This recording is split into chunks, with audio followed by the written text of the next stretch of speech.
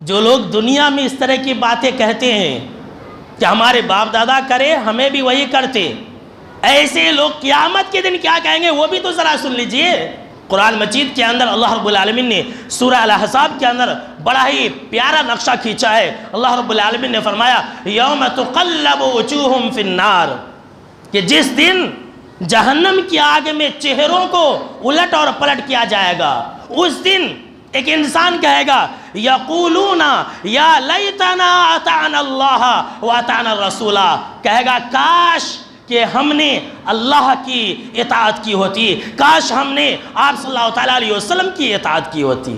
وہاں پر انسان یاد کرے گا اور کہے گا کہ کاش کہ ہم نے اللہ کی بات مانی ہوتی، کاش ہم نے آپ صلی اللہ علیہ وسلم کی بات مانی ہوتی۔ دنیا کے اندر ایسا کہتا ہے کہ جو ہمارے باپ دادا کرے ہم وہی کریں گے۔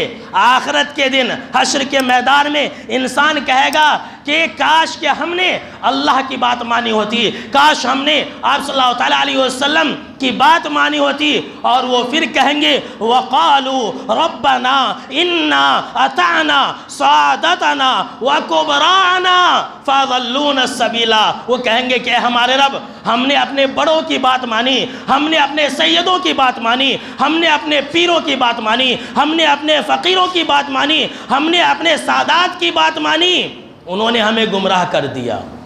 اللہ اکبر! دیکھ لیجئے کیسے انسان کو ہدایت ملے گی۔ دنیا کے اندر تو کہتا تھا کہ ہم اپنے باپ دادا کے دین کو مسلک کو نہیں چھوڑیں گے، وہاں کہیں گے کہ اے ہمارے رب انہوں نے ہمیں گمراہ کر دیا۔ پھر کیا کہیں گے؟ اللہ کہہ رہا ہے، گواہ اللہ ہے۔ گواہ کون ہے؟ اللہ ہے۔ ایسے لوگ کہیں گے ربنا آتہم ضعفین من العذاب والعنہم لعنا کبیرا، کہ ہمارے رب تو ان کو چھوڑنا مت، تو انہیں ڈبل عذاب دینا۔